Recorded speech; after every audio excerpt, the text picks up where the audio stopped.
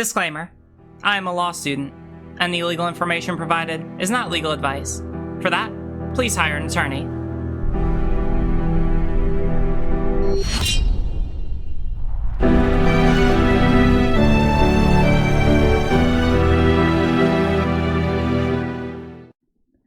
Alright, so, just to give people a little bit of a primer, so Sister Rose reached out to me about a week ago, asking to be able to come on to stream and talk about something that she has been dealing with.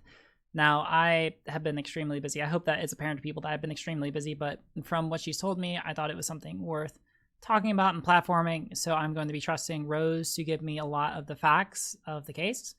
And I'm not going to try and push back too much, if at all. But I'm just going to be asking questions, all right? So without further ado, oh my god, why am I burping so much? Anyway, without anything further, let's go ahead and join the call.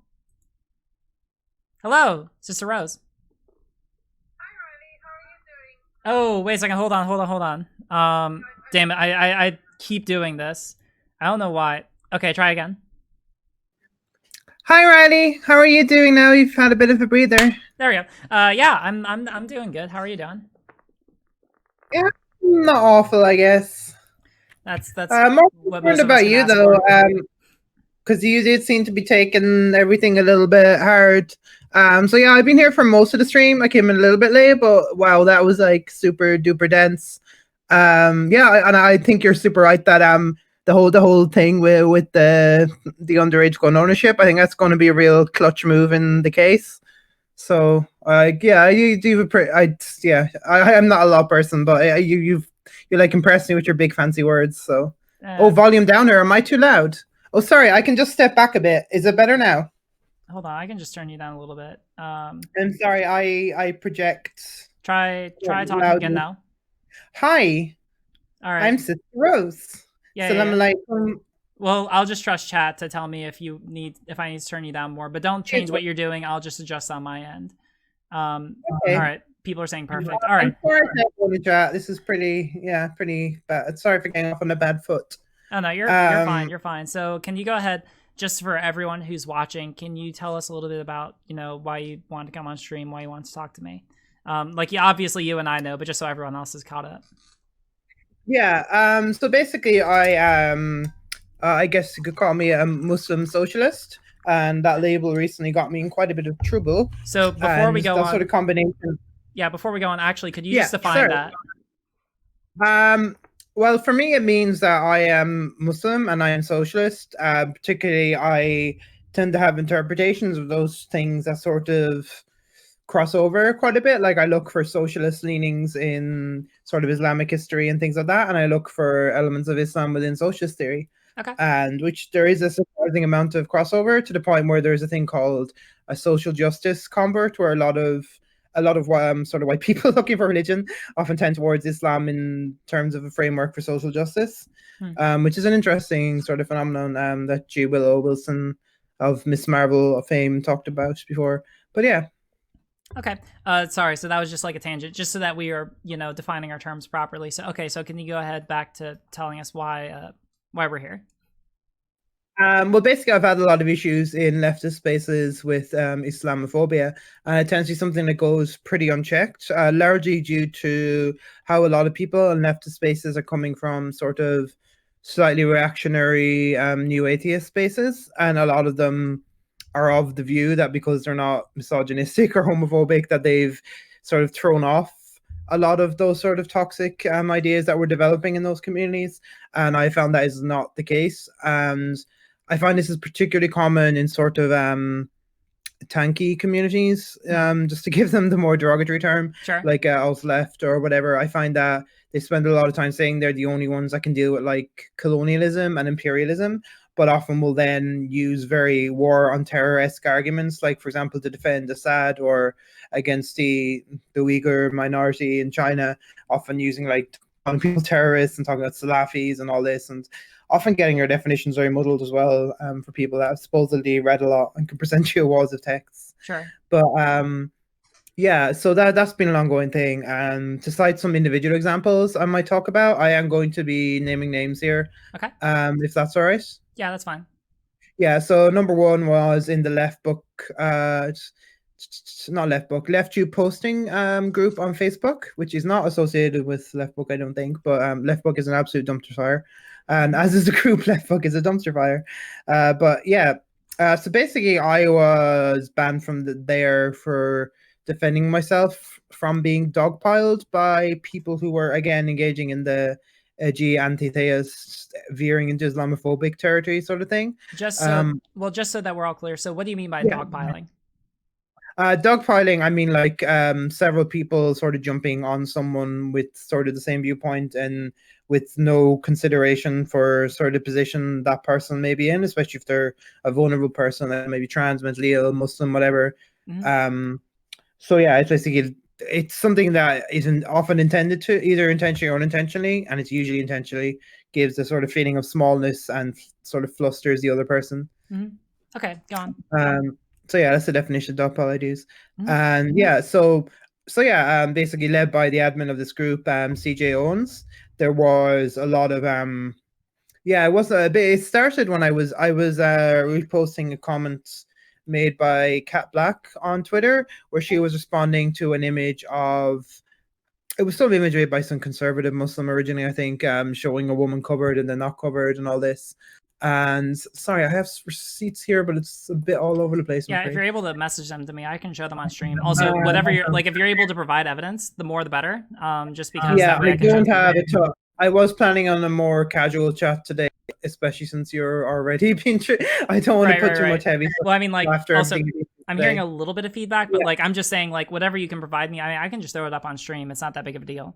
But yeah, so all right, let's take a look at this. Yeah, this is just the original tweet. You can't see the original image, unfortunately, but I was kind of just criticizing the sort of very wide religion is so gross to me, honestly, especially coming from a non-Muslim in response to a Muslim meme. And that can get very difficult because obviously there are a lot of like progressive Muslims who do like the help in calling out this sort of thing, but it's also very messy territory, especially where people are associated with new atheist communities, and which unfortunately a lot of left tube is. Right. Okay, that makes sense. So that was it. That was just it. It's not particularly important because what Kat said wasn't as egregious as. So I'm going to send you sort of one of the. I only have one receipt for C. Jones, but it's sort of the capstone of the arguments. Okay. So I'm going to send you this. It's basically this sort of leftism and religion isn't compatible. And and again, this does veer into Islamophobia. It's not just that it's uncomfortable for Muslims, and I'll talk a little bit later about how alienating religious comrades in general is really crap.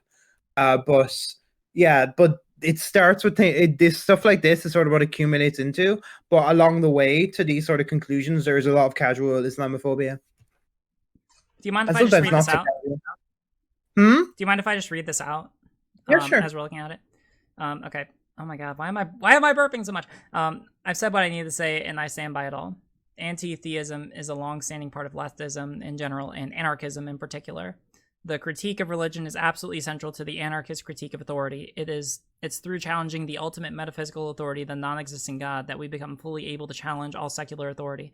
Religious leftists are being dishonest and manipulative when they try to pretend that opposition to religion hasn't always been part of leftism. And especially when they act like consistent atheist leftists are somehow right-wing deviations. Liana Rose Walsh's comments were and continue to be, pardon the bad terminology, and extreme bad faith. Yep. And then basically what happened is I was, he repeatedly, or sorry, CJ uses they, them pronouns, I believe, pushed me to apologize to, there was one like outright quite Islamophobic poster whose name I forget, but I said something a bit like I can get like I spent a lot of time in quite snarky trans communities, like I used a lot of drag queen-esque language, and I do sometimes I can get pretty snarky when my back gets up. Well, as most of us do, and like left tube is very much like that too. And I was forced to apologize to this Islamophobic person, and when I refused to do so, I was banned. And I tried to I tried to be very diplomatic about this as well, instead of an outright, because I said, listen, this is really bad looking, because you're having someone who's a member of a minority bend the knee to someone who is exerting their power as not a member of that minority and being actively oppressive. And is there another solution we can reach? So I tried to reach out to this person and said, look, is there something more mutual we can agree upon? And I sort of pitched some kind of discussion or thing. Basically, this person outright rejected it, said, no, you really hurt my feelings and this and that. And so I was just banned them because this person did not want to in any way compromise. So the Islamophobe in this sense, because of the edgy atheist, had all the power. And that sort of thing, unfortunately, happens quite often in a lot of circles. That's awful. That's just one particular example that I have. So, I mean, if we want to talk about other examples, I don't know if you have other examples aside from specifically the one that you reached out to me about. Yeah, I can go into more detail about that probably. I'm a little afraid to talk about it because it is a well-known streamer who's friends with a lot of people I'm friends with. And like I originally got referred to their stream via Lumiru, who is an absolutely lovely person, and everyone please wish them well, because they're going to be recovering from top surgery soon. So but yeah, so I got referred there, and to Bad Bunny's stream, who is controversial in other ways previously, but I kind of got on, like I was sort of chatting with her a bit in the stream, and yeah, I got on pretty well. But I kind of talked to her quite a bit, bonding over having ADHD, and then religion came up, and Bad Bunny is very vocally like edgy, anti-religious, like very much the archetypal anti-theist edgelord kind of thing. Yes, I do agree that Yantish and Lumiru is a non-binary monarch. So yeah, I messaged you. I have basically I messaged you the time codes to things. Yeah, I tried accessing it, but I don't. Do you have a link to the specific clip by any chance? Unfortunately, I do not, but I can pull it up in a second. Yeah, if you could do that, that would be very helpful. So sorry there, I'm just trying to find the original. Hey, you're fine. Worst case scenario, I'm going to post, I'm actually going to post the second video because the first one, the first one is a little bit less egregious. But the first one was I'll just explain the first one first because the second one is just easier to show on stream. Okay. Basically, there was just a vague argument. And there were a couple of quite ableist remarks from Bad Bunny, like saying, "Oh, people don't like converting honesty." That like you found God when you fell into a hole of drug use was one of the things that she said. And she was a little bit more apologetic, at least while I was on stream this occasion, but was not at all the second time around, which is why I'm focusing on that. Okay. But did make some snarky remarks after I left in the initial one. And yeah, it was just very dismissive and very much kind of belittling. And why would someone be again, like CJ Owens, why would someone be a leftist and religious and all this?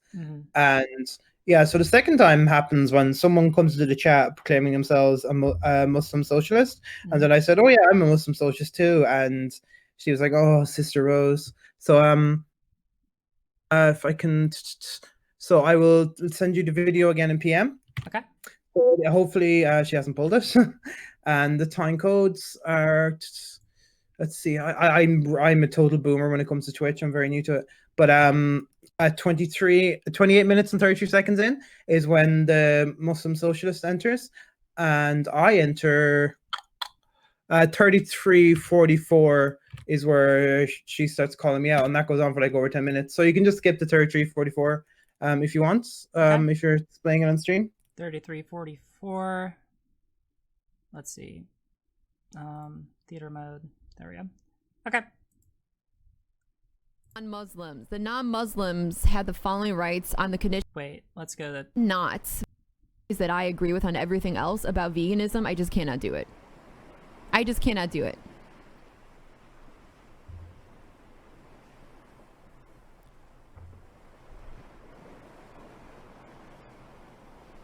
Rights of non-Muslims. The non-Muslims have the following rights on the condition they follow the Muslims. The security of God is equal for all groups. Non-Muslims members have the same political and cultural rights as Muslims. They have autonomy and freedom of religion. Non-Muslims take up arms against the enemy of the nation, share the cost of war. There is no treachery between the two. Non-Muslims are not obliged to take part in the Muslims' religious wars. I'm sorry, what was that we just listened to? Are you listening with me? Yeah, I'm still here.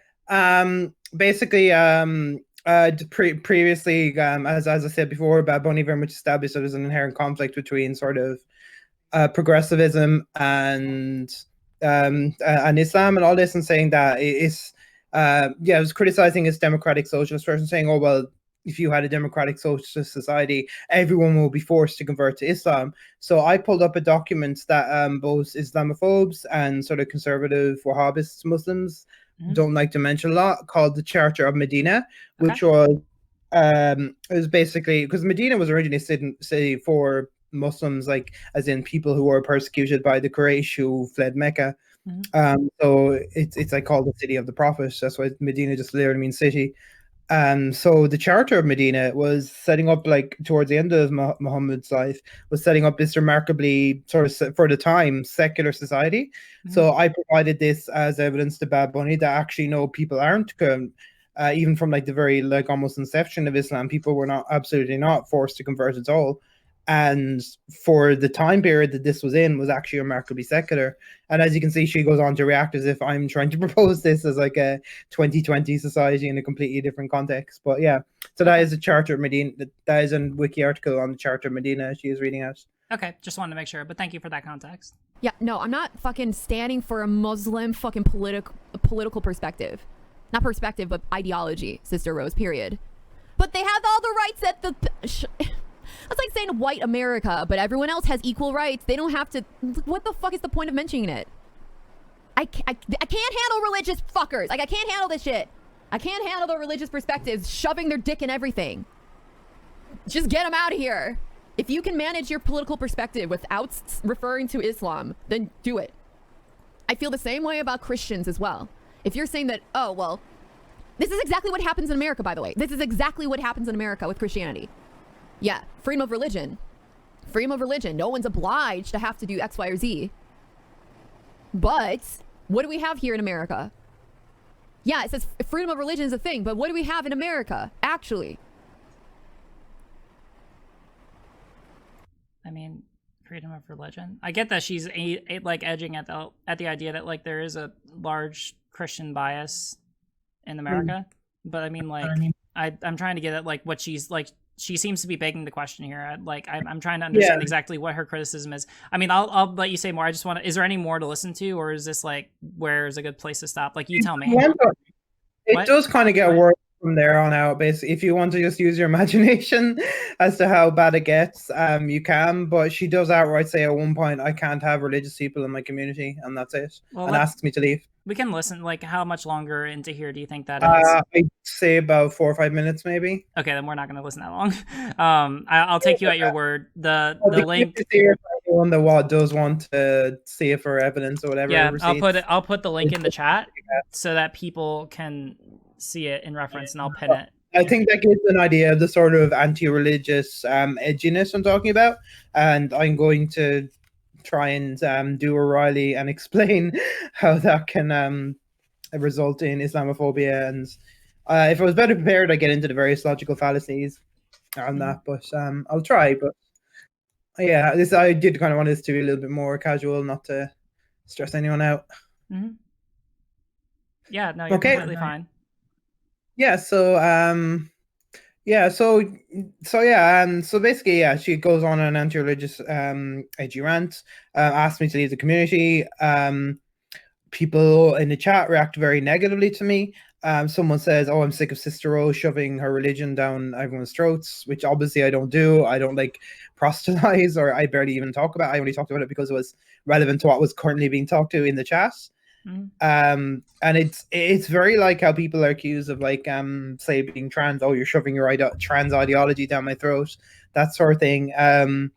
But where she goes with the example of Christianity, and obviously that is, and here's a logical fallacy, a false equivalence, which is a very simple one. Because in terms of like, we're both Westerners, I'm Irish, She's North American. So yeah, but in like the context, so it's two very different contexts when we're talking about Muslim socialism. Because and obviously it's not going to be the same having Muslims in Western countries as it is in others. Of course, Muslims in Western countries can still be very conservative and aggressive, and that is something else I might get into later. But yeah, so she can't take it, like it should be pretty obvious that she can't, and this is one of the stumbling blocks that a lot of new atheists have. That you can't take your personal experiences of Christianity as a universal experience, both of Christianity and religion in general, and more specifically Islam. And in my experience, it is sort of just a backdoor to criticizing Islam. I think we're all familiar with the Sam Harrises of the world and people who claim to be generically anti-religious. But again, this is kind of the South Park defense, because not all groups are going to be equally sort of prone to damage from to inverted commas criticism. Some groups are going to be more vulnerable than others, and B, a lot of the time they're not criticizing people equally, they're just acting like they do, which is the case. And so in Bad Bunny's case, she is kind of coming from the presumption that she's not biased against Muslims, which absolutely is not true, because anyone, including myself, born and raised in a Western white situation, is going to have some degree of Islamophobic bias. So yeah, so she's going to be approaching from that. So basically, if someone comes in saying they're a Muslim socialist, obviously she wouldn't respond well to someone saying they're a Christian socialist either. But there may well be a whole other sort of kettle of fish, happening here, where there's going to be a different mode of reaction, and sometimes leftists can be more cautious around criticizing Islam, and that can mean there's a softer response. But once someone gets into this all religions are criticized equally thing, it does open the door for those biases to come back. Sure. And that's kind of going on to the second sort of part of the argument, is that generally alienating religious people is a bad idea. And again, like I grew up in Catholic Ireland, and my parents weren't expressly Catholic. My mum was more Protestant, and my dad was kind of more atheist leaning, but we were raised Catholic by the school system, basically. And when I was in school, we still had the Magdalen laundries. I was 10 years old when the last Magdalen laundry closed. And just to explain what the Magdalen laundries were, it was basically a place where they locked up wayward women, like almost like an asylum or whatever. And they'd have to wash clothes and do all kinds. So women who were like maybe rape victims or who had sort of unwanted pregnancies, things like that, and they'd just be locked up in these, and nuns would be. It was hard. It's a whole horrible system, and we still have problems to this day with like direct provision, and like where we lock up all the not entirely lock up, but it's like an open prison for refugees. So there is this problem in the Irish mindset with regards to that.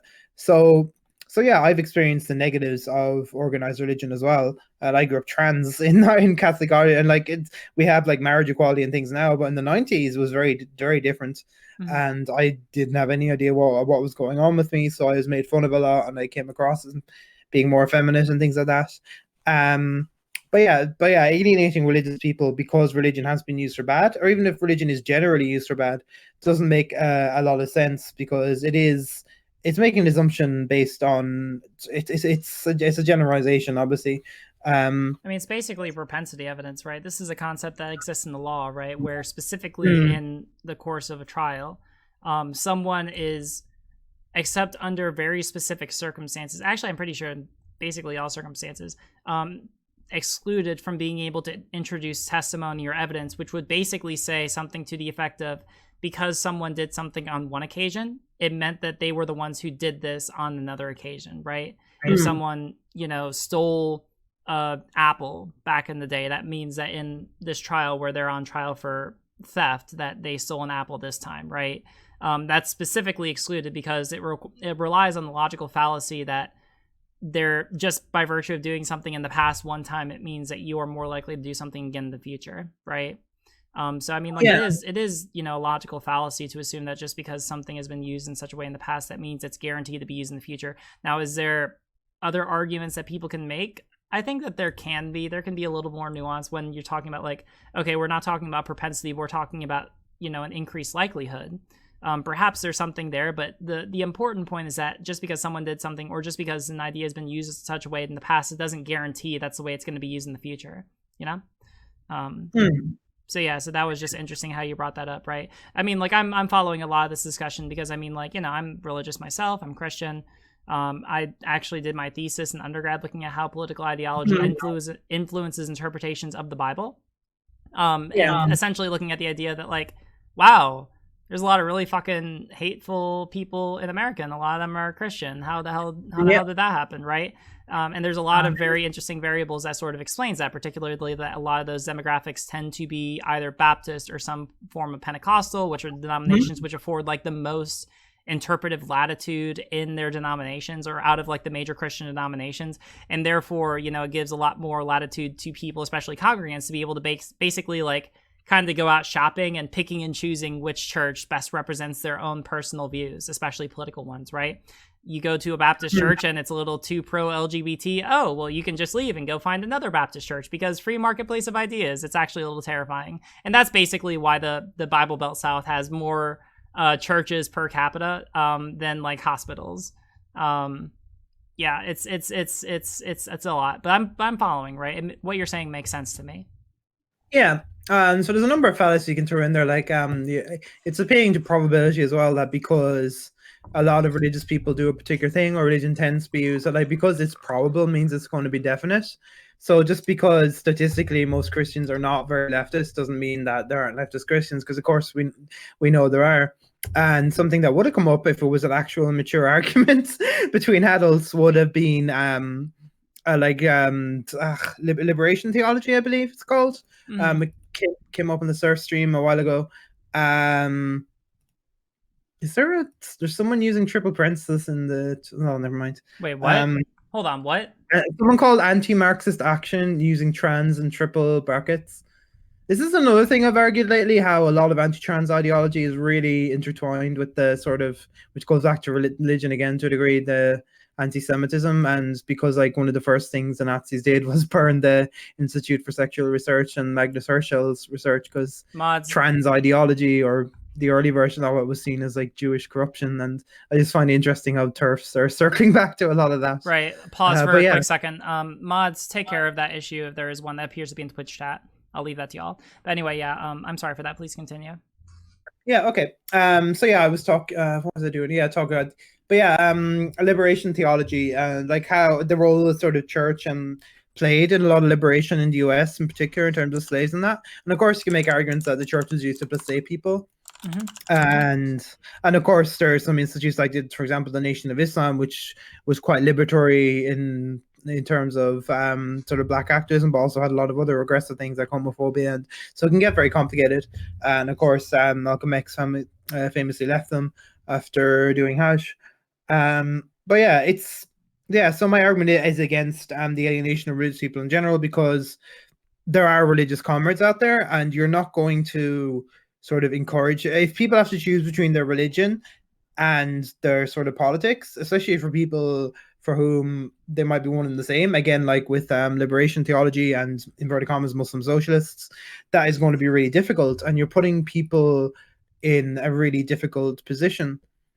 So people do need to be, right, Girl Callie in the Twitch chat, I'm not saying it's someone isn't adult because they disagree with me, and it was played on stream earlier. It was a pretty immature reaction to someone trying to have a reasonable discussion about something. But yeah, so yeah, and in Latin America is another good example. And of course, these things like anti-Catholic bias, because I'm of Irish, so like I've experienced how shitty the Catholic Church can be. Sure. But I also feel a certain attachment to Catholic identity purely on the basis of like what happens up the north. And I have gotten into arguments with people that say there's no such thing as anti-Catholicism, which is, this is another one of these weird arguments I've had in leftist spaces, which isn't true at all. So particularly in the case of Ireland, but also Latin America. And I do want to draw a comparison between sort of anti-Catholic and anti-Christian attitudes in a lot of leftist spaces in the case of Latin America, which is largely Catholic, and other places in the global south, which are largely Muslim. And this figures back into the sort of Sam Harris sort of mold of things. Sure. Obviously, Sam Harris is more of a liberal than he's not a leftist. He's one of those intellectual dork webs. Sure. But yeah, there's so much overlap there that people don't want to admit to. So it is very much a colonial sort of form of thought. And so at one point, colonial thought was more Protestant. say, but now it's sort of evolved into this sort of weird, amorphous, inverted commas, secularism that is informed by certain Protestant values, but is still its own thing. Sure. And we see a lot of these values that people associate with religion, like homophobia, transphobia, continuing in atheist spheres, and that's because a lot of it isn't actually coming from religion. But some of it is inherited from religion in some ways. But yeah, so it is like sort of a class. So you're alienating basically huge swaths of the global south. And this is something that Bad Bunny just laughed at me for saying. It's like, go fuck off, dude, that sort of thing. And that was a little bit, yeah, it's not really, obviously it's not unpacking the argument at hand there. Because yeah, so like I've known like left-wing Christians and obviously other left-wing Muslims, and so yeah, you have to work with people. Like if people come in good faith saying, yeah, I'm a Christian socialist and that, you don't say, oh, you have to fuck off with your Christian identity. Well, Marx said something about chains, flowers, blah, blah, blah. But like Marx wasn't necessarily outright dismissing all religion. And even if he did, we can still improve upon those ideas. And it's hilarious like how dogmatic some leftists can be, like more so than I would be with Muslim texts, because I'm very, very much an interpretive Sufi Muslim kind of type. Yeah, there's many layers and meanings and things and blah blah blah. Certain things, certain contexts. Sure. So oh God, I lost my train of thought a little bit. I'm saying far too much. I see a bit of a breather, but yeah. So I think people that should be brought on board. I think we should look at like Muslim comrades, a lot of the sort of liberatory things, because for a lot of Muslims, liberation and religion are very, very much tied in the context of especially American imperialism and Islamophobia. The two are kind of one and the same because they find solace in there. And the thing is that about Islam is that it is very much like, I'm going to make a bold statement here and say that all three major Abrahamic religions were the sort of movements of marginalized people, of outcast people that then got large and got appropriated by the ruling class. And that is the problem we tend to have with them. And that is why a lot of people who are still, so people will look at like liberation theologians or leftist Muslims and look at them as outliers. But in fact, when you actually study like historically a lot of these things, you find that they're much more in the spirit of the original sort of ideology or religion. And again, the Medina Charter and other things like that. So yeah, I think we really have to bring leftist religious people on board instead of this sort of edgy, immature posturing. It's very reductive and in a way I don't like. And I'll let you talk a little bit because I've been yapping. Hey, you're fine. I mean, like, I've been talking a lot tonight. This is mostly about giving you an opportunity to platform your ideas, but I'll just respond a little bit, right, to the idea that, you know, I also, you mentioned a little bit about how, you know, a lot of people who may have gotten some of their ideas originally from Catholicism, but moved away from it, still managed to bring over, like, transphobia and homophobia and other bigoted thought, and that there's a small aside comment that like, well, those probably didn't really come from those religions in the first place, right? At least not to a great extent. This is also something that I've really looked into, right? Because I mean, for the longest time, with me and being trans, right? Because I've known that I was trans for the longest time, and I basically I made a video about it. Actually, someone made a mean comment. It's one of my old videos, and not many people really watch it, right? It talks about my experience with religion. But essentially, you know, for the longest time, I kind of grappled with this idea with, all right, well, how could this faith, which has been such a foundational, you know, for the longest time, it was the thing that helped me get through life. That was the thing that kind of sustained me, as I felt like at a time where I felt like I didn't really have anyone else to turn to, or to find solace in. Like, my faith gave me strength to get through that, right? I owe my life to that. And so it's, for the longest time, been hard for me to sort of reconcile that past personal experience with the idea that there are other people out there who would use my faith as something to criticize me and the basis of my identity, essentially. And so that's why I did the research I did when I was an undergrad.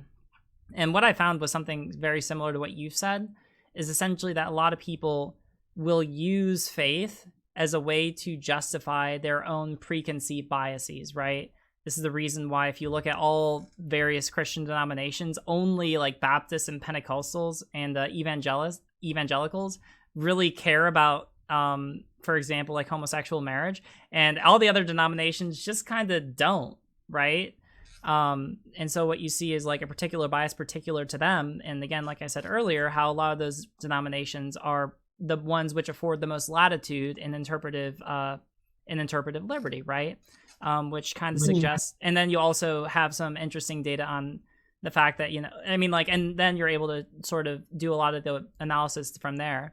What I did find was that a lot of the pastors, I also looked at whether the pastors from specific case study churches were biased in their sermons.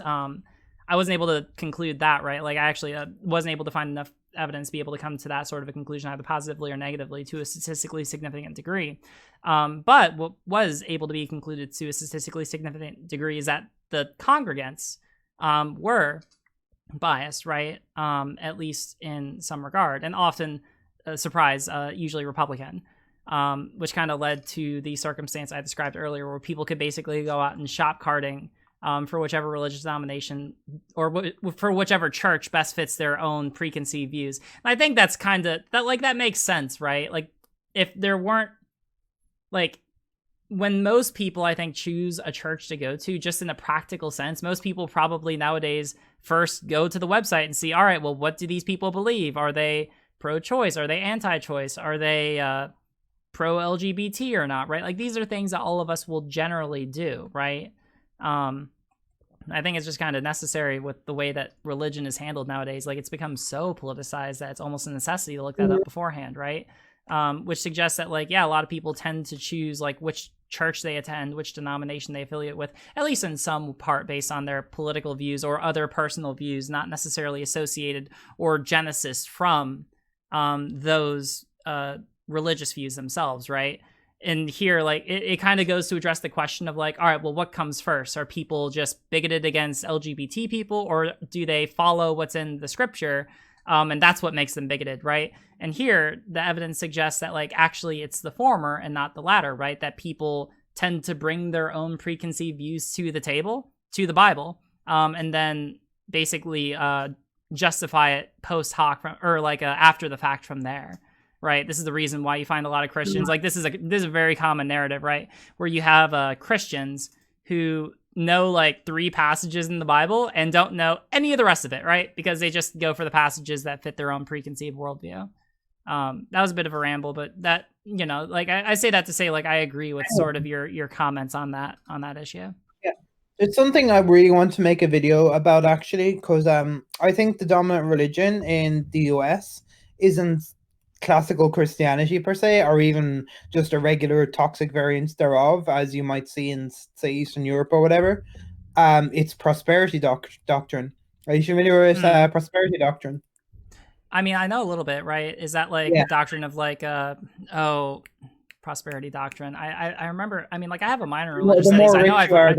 Is that going back to the city on the hill? I know that, like, this goes back to, like, you can tell me if I'm wrong. This is ringing bells of, like, early, not Protestantism, is it? No, it is kind of. It's very much Protestants' work ethic kind of derived almost, but in a really bizarre, warped way. Okay, well, go ahead. You sound like you have a lot more on it than I do at this moment. Oh, sorry, really. It's an oversimplification to say the more money you have, the more moral you are. Right. But it is sort of the very strong implication in prosperity gospel, and a lot of stuff is very right. Yeah. Okay. This is ringing all the bells. Yep. All right. I know where you're coming from. Yep.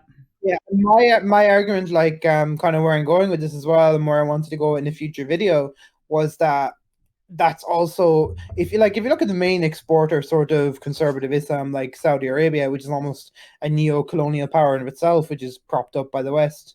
And this is one of the things I say to a lot of these Islamophobic leftists.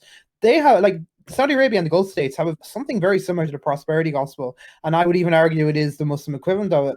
And the thing is that there's a lot of things in Christianity that can be taken as, in the modern context, to be explicitly anti-capitalist, but there's even more so in Islam. Like, there's things like you're like obliged to give a certain amount to the poor, and there's all these things about the poor, like how you can't trust rich people, and a lot of these things about, like, idols and false gods and that. Like, a lot of that comes around to being, like, not just like Hindu icons or something, but, like, explicitly about, like, people as well who are, like, worshipped. And, like, the society in Mecca, and the reason why Muhammad got into this idol smashing business, it was very much like a proto-capitalist society, and they were just, like, selling idols, and, like, religion became a total, like, shallow. And this has happened other times throughout the history according to the Abrahamic texts as well, but particularly in Mecca, it got really bad like this, and it was very much this proto-capitalist society, and so Muhammad was very much rebelling against that. And a lot of the Quran, especially, is taken out of the context of what was actually going on here. That it was kind of a liberatory movement, and that a lot of the very violent passages in the Quran were explicitly dealing with sort of wartime situations and situations of escaping and like fighting where you stand kind of things. And so it was, yeah, so that's another thing that because I think that's something that came up in the Bad Bunny stream as well. But yeah, I kind of want to talk about sort of progressive versus conservative Muslims, and I had a brief chat with my imam. I go to an online masjid or mosque called the El Tawhid Juma Circle. Juma meaning just like the word for Friday or Friday prayers. And yeah, so basically the imam is El Farouk, and he sometimes has his husband on to sing. So I refer to them as my two gay Muslim dads, which they of course they love. Amazing. So yeah, basically it's sort of the issue with conservative Muslims and more progressive Muslims, and this is where it gets really complicated because conservative Muslims in some ways are easier targets for Islamophobia because they, inverted commas, prove right a lot of these things. So it's very easy for more progressive Muslims to sort of throw them to the wolves. But at the same time, like, you have to unpack the fact that conservative Muslims, like conservative Christians, sometimes more so, are homophobic or can be very racist and anti-black as well in the case of South Asian or Arab Muslims. Actually, no, I was just gonna say, no, I'm a little familiar with this. I've mentioned before that I used to work as a program director for a homeless outreach nonprofit in the South. When I was there was someone else who was Muslim, right, and who was bi. And so it was actually a really unfortunate circumstance because he would attend, forgive me if I butcher the language, right? He would attend services at the mosque, I believe. He would go to religious services, right? But he could never tell anyone that he was bi because everyone there was explicitly anti-LGBT, homophobic, biphobic in this instance, right? And so yeah, no, I mean, I'm familiar, sort of, at least generally through that, at least vicariously through that experience. I just want to say that, but yeah, go ahead. Yeah. But you kind of have three factions here, or I guess four factions, sort of regular Muslims who are not like overly conservative, but are still conservative by default. And then like more hardline conservative Wahhabist ones. And the center of that would be like the real, like the Saudis and very hardcore Wahhabists. But then you have the more reformist Muslims. A lot of them will call themselves progressive. And they tend to be a group that very much tries to cozy up with Western white standards and conservatives. And this is an ongoing problem. And a really like sort of premier example of this is Majid Nawaz, who is very cozy with the intellectual dark web, for example. So he'd be a crystallization of that sort of, a lot of reformists, and they hang out with the capital E ex-Muslims who again tend to be, just a little sort of tidbit to give the context for what capital E ex-Muslims are like. I remember on the ex-Muslim website of America, they rewrote Al-Fatiha, which is sort of the opening chapter of the Quran that summarizes it. And they basically rewrote it to like have references to a bunch of scientists and that, like in the name of Einstein, all this sort of thing. And every single one of them was like a Western white scientist. And I'm just like sitting there, like, I wasn't even Muslim at this point. And I'm like, don't you know, like, there's a huge history of like the Islamic Golden Age, and a lot of this science comes from like Islamic sciences and Islamic sort of reinventions of Chinese and Indian science. And it's like, yeah, it just shows a sort of, obviously as like a white person, this is difficult territory for me, but I am Irish, so I do know what internalized colonial mindset is like, because I used to really fucking hate being Irish, and I had like an English mother and that, and of course I realized later she was actually mostly Scottish and Northern Ireland, so I only have a little bit of like colonizer blood in me. But yeah, oh god, that was a bit of a tangent. You're fine. What was I talking about? I'm so sorry. About rewrite, or about how. Oh yeah, sorry. Yeah, I was talking about Go on. So you have this faction of inverted commas progressive Muslims that are more reformists, and they tend to hang out with the ex-Muslims, and this tends to be a bloc that sort of kowtows to sort of more conservative or liberal standard, liberal in the sense that we leftists tend to use it, but like generally more conservative, while claiming to be progressive and pro-gay and all this. And then you have like the actual progressive Muslims and the lefty Muslims, the anarchist Muslims, the Muslim socialists, etc. There does tend to be a bit of overlap between those groups. Like there isn't necessarily clear division, and this has caused a lot of issues for me personally, where I run into people that I really don't want to. And a lot of those sort of reformist Muslims and ex-Muslims tried to groom me in this really weird way, because like a lot of converts can be very conservative and Salafist when they first start out. Yeah. And because I was like kind of came with the attempt, like, nope, not doing that. I'm trans. I'm not going to go through this whole existential angst sort of arc. Right. Yeah, so they were really impressed with that. But I was still very careful. But yeah, so still kind of being careful not to devolve in sort of colonial rhetoric based on that. I was like, oh well, Islam is like really homophobic. I got to be one of the ones that like brings all this queer positive rhetoric to Islam. No, I didn't want to do that either. So they weren't super into me when I realized very quickly they were not as progressive as we're claiming to be. Sure. So in terms of like who the left should sort of ally with, that's, I would obviously say, the actual progressive, more lefty-leaning Muslims. And my imam was kind of pointing out how a lot of the time leftists can ignore that faction and just go straight for the more regular, the sort of first group I talk about, the sort of conservative by default kind of Muslims. So obviously I'm way oversimplifying here, because like you'd be surprised how diverse, once you get Muslims like basically out of the masjid, you'd be surprised how diverse their views can be when they're taken in isolation. But a lot of these masjids are Saudi funded and all that sort of thing. So yeah, there is like a diversity there. So yeah, my imam is of the opinion that the left can often overfocus, on the conservative Muslims, and that can cause the problem that it can cause these moral conflicts then when it comes to like homosexuality and transgender, etc. So then they have to rush to find things that say, oh, it's not this and it's not that, and it's not, Islam isn't a homophobic religion, which they would have had access to already if they'd have gone out of the way to like track down the progressive Muslims, which are somewhat small but increasingly very loud voice. I'd even say that for like maybe Gen Z Muslims living in the West, it does tend to be pretty default that they're pretty progressive. I know there's a lot of non-binary and trans and queer sort of Gen Z, and they still have conservative views in other ways. Like it wouldn't be as like I'm very liberal in my Islam, like not in my politics, because I'm like not. If you know, yeah. So that's always an awkward thing to sort of get into. But so yeah, basically there are different there's so many different, like Islam is not a monolith. That's the thing we say, and it's very difficult for like outsiders, especially white outsiders, and obviously I'm white but not an outsider, so that's really confusing, of the different sort of groups you can get here. And I really oversimplified it by listing these 4 groups that leftists are likely to interact with.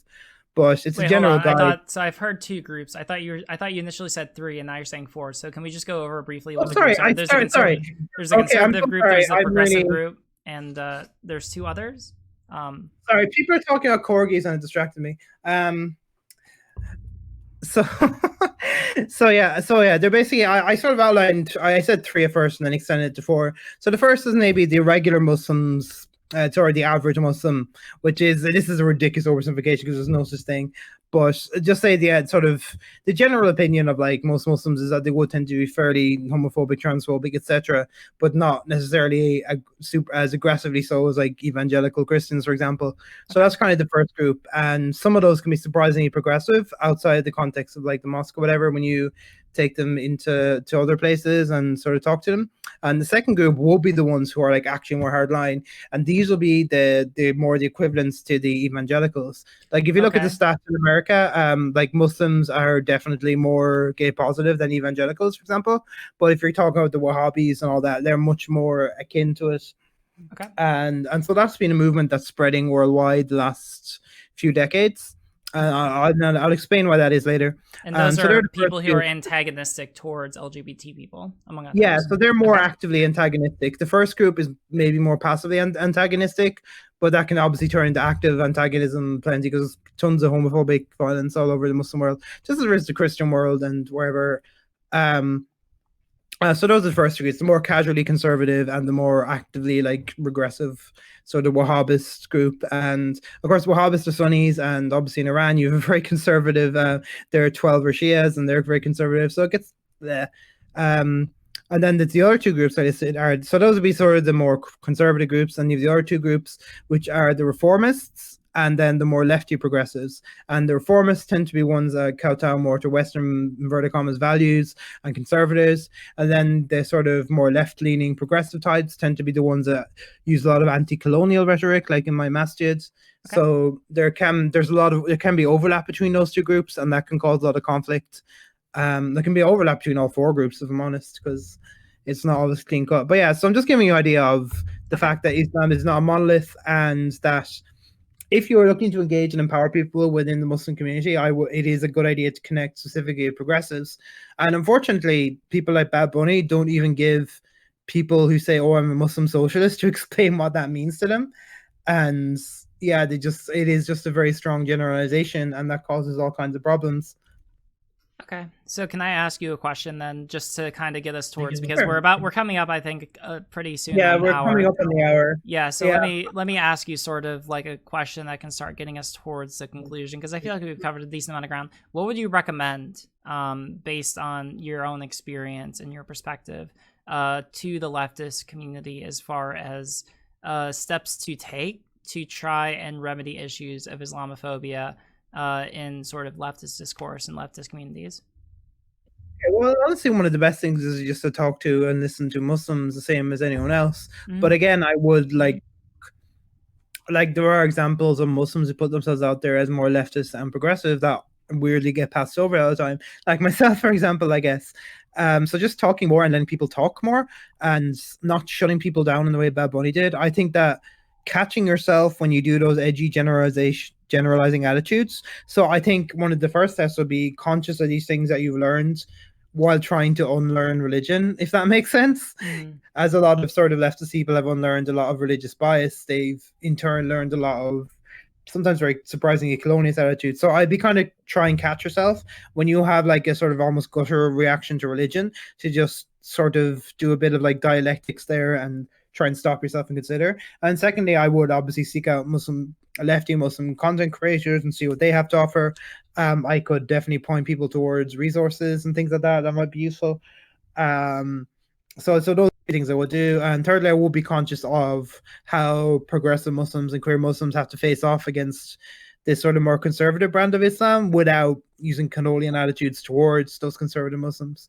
But just as I kind of wanted to get to say to earlier, there is very much a neo-colonial movement with Saudi and the Gulf states in terms of how they spread Wahhabist values to a lot of places that have been traditionally a lot more moderate and sort of Sufi infused in their Islam. So being conscious of that as well, and where a lot of these regressive attitudes are coming from, which is Saudi Wahhabism, colonialism, because most like homophobic laws on the books in these countries like Indonesia are originally like British, French colonial origin. Mm-hmm. So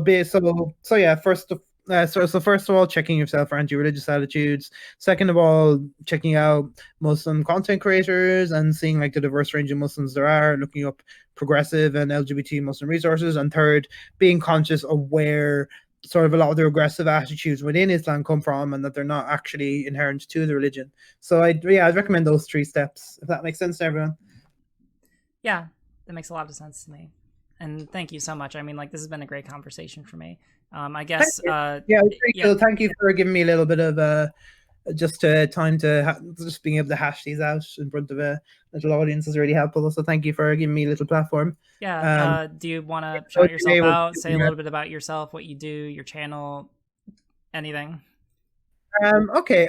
So I'm Sister Rose. I call Sister Rose after a song called Sister Rose, kind of, and also because I use the name Rose, and sister is both a thing that Muslim women call each other, and it just sounds kind of like I'm in a weird magical order. So my channel is just called Sister Rose. So youtube.com/Sister Rose. And not to be confused with Rose of Dawn. Very different. No, I am not Rose of Dawn. Okay, so sock dems are not them socks. Sister Rose is not Rose of Dawn. Okay, there's a big difference, especially in the thing. I am not. I just think about the way she talks, and it kind of makes it crack me up, and then like feel horrible existential angst that she has a much bigger platform than most trans leftists. Oh yeah. Hey, listen, we're working on it. We're grinding it out. We'll get there. Yeah. But yeah, so you can check out my content. So I do general like sort of lefty social content, a lot of social media analysis. So I'm like typical left tube kind of thing like that. So yeah, I have a really cool video called The Autistic Basket Weavers of Temple Grandin, where it's very almost getting onto the prosperity gospel thing again. I talk a bit about how autistic people are kind of incompatible with capitalism, especially like neoliberal capitalism, and how a lot of positive examples like Temple Grandin are actually really problematic in how they embody this, like the whole go out and just get a job thing. So that was my first sort of proper video, and it's maybe the one I'm the most proud of. And I have another one, gender as an experience, where I sort of try to get away with gender simply being, oh, I identify as X, and sort of pointing out that trans people and cis people obviously experience a certain gender, experience things a certain way, and that it's not just something that you put your hand up and say, oh, I identify with this character from this movie, because I think that's what a lot of cis people hear when we say we identify as. So I try and lay down, kind of combining that sort of identity theory with the Judith Butler kind of theory, and coming up with something, I'm sure someone else has done it better, but I tried. So those are probably two of my better videos. And oh yeah, I'm also the person that did that Burger King YouTube poop. So that's probably what I was most known for. And also doing all the back end for the recent Surfs charity stream.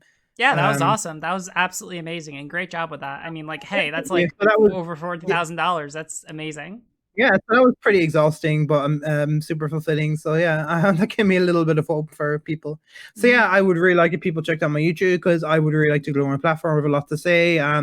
And I do a lot of outreach work in the community as well, which is a big issue because I am poor and I have to bail out. I work in the Roma community a lot. I had brought in my friend Mariola briefly on the stream, which is probably the first Romani person a lot of people have heard from. But yeah, it's a really bad situation in terms of how marginalized they are. And I only get disability and I have to bail out this family. So it's really difficult work, both financially and emotionally. Like, I don't spend a lot of time doing it necessarily, but I also have to be kind of on call. So if people can help my platform get bigger, maybe I can raise more attention to these issues. I've got a Patreon to sign up to if you want to help with that work. And yeah, I do music as well. So Takeshi and the Kid, if you want to Google that, it's probably linked to my YouTube. But yeah, if people want to subscribe to my YouTube and check out those videos, I would super appreciate it, because I need a bit more motivation to make more content. But thanks so much for having me on, and I will definitely try and gather my thoughts into something more coherent in the future so people can watch that. All right, sounds great. Well, hey, thank you so much for coming on. Oh my God! Hi! Oh, there is a Roma person in the chat. That's really cool. Wait, what? Oh, sorry, there's a Roma person in the chat. Socrates. Oh my God. Bye. Amazing. Awesome. Anyway, all right. Yeah, well, hey, I'll talk to you later, all right? Okay, thanks so much, Riley. I hope you feel better soon. I do more things to cheer you up. I hope that I helped a little bit. Yeah. Making a bit more. Yeah, I really enjoyed this conversation. I learned a lot. I thought it was great. Okay. Yeah, no, it was great talking to you. All right. Okay, thanks so much. Thanks so much, Riley. I'll talk to you later. All right, sounds good. Bye. Bye.